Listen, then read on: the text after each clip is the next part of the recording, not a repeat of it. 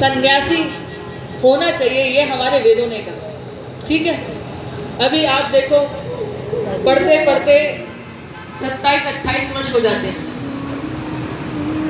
बच्चे विवाह नहीं करना चाहते, बड़ी मुश्किल से 30-32 वर्ष तक विवाह हो रहे हैं। दीदी माँ विवाह हो जाए तो कहते हैं पहले थोड़ा समझ तो लें। आप सोचिए कि जब वानप्रस्थी बनने का समय हो रहा है तब लगभग उस स्थिति में हम ऐसी जिम्मेदारी में पड़ते हैं जहां लगता है कि अभी तो वैज्ञानिक कारण ना हो।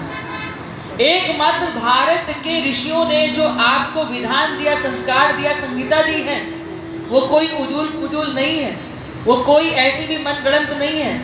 हर किसी के पीछे एक गहरा विज्ञान है, कभी इस पर पुनः चर्चा करेंगे। लेकिन एक बात करके, जहां ये जो संख्यात्मक रूप से जो जीवन की बात आई है, उस बात पर एक बात करके हम फिर आगे बढ़ते हैं। वेद ने कहा 100 वर्ष, 25 वर्ष ब्रह्मचर्य, सदगृहस्थ, वानप्रस्थ, फिर सन्यास। ठीक है ना? हमारी गिनतियां क्या कहती हैं? 1 2 3 4 5, यही तो हिंदी की गिनतियां हैं। अभी तो हमारे बच्चों को वो हिंदी की गिनतियां भी नहीं आती, उनको वो पढ़ा दिया गया।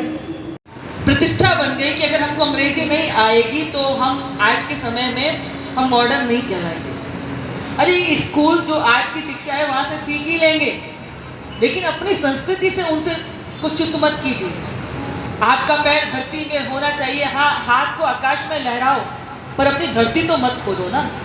आपके बच्चे यदि अपने ही इतिहास को, अपनी ही संस्कृति को यदि भूल जाएंगे तो याद रखिएगा कि अगर आपके बच्चे संस्कार भूल गए तो आपका भी जीवन व्यर्थ है, उनका भी जीवन व्यर्थ है। क्योंकि जिनके लिए आप दिन रात परिश्रम कर रहे हो, यदि वो योग्य नहीं बने तो आपका जीवन भी व्यर्थ है, और उनको संस्कार देकर नहीं गए तो उनका भी जीवन व्यर्थ है। इसलिए अपने बच्चों को गीता आए, भागवत आए, रामायण जी आए, ये सब आना चाहिए। किस त्योहार के पीछे क्या कारण है, उसकी जो गिनतियां हैं वो भी व्यर्थ में नहीं है। सारे चीजों के पीछे अपने आप ही फिर विज्ञान खोजने लग जाओगे।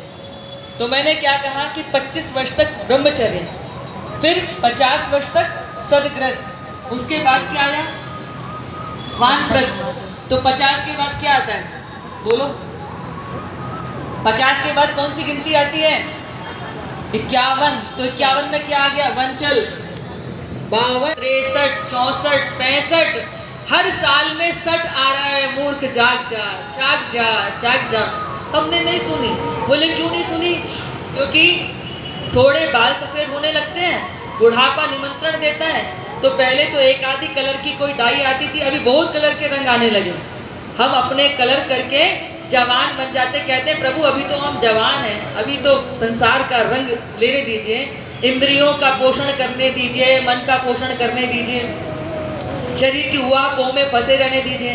आंखों की रोशनी कम होती है, आंखों पे जाला आता है, तो हम क्या कर लेते हैं?